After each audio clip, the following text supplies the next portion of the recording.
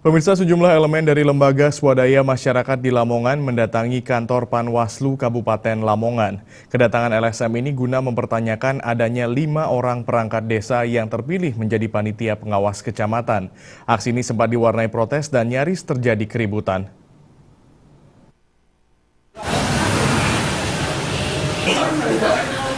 Gelombang aksi protes atas perekrutan panitia pengawas pemilu kecamatan terus terjadi di Lamongan. Setelah sebelumnya puluhan mahasiswa menggelar aksi unjuk rasa, kini giliran sejumlah elemen dari beberapa lembaga swadaya masyarakat yang mendatangi kantor Panwaslu Kap setempat.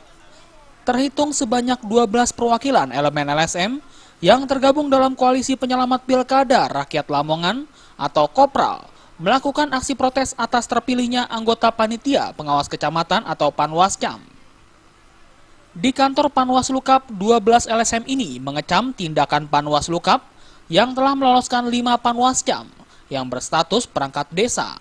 Situasi pertemuan sempat diwarnai keributan lantaran LSM menilai tuntutannya tidak ditanggapi serius oleh pihak Panwaslu Kap. Orang siapapun yang mendaftar sebagai Panwascam di situ harus mengundurkan diri dari jabatan partai politik, jabatan pemerintahan, BUMN, BUMD. Itu ketika dia mau mendaftarkan.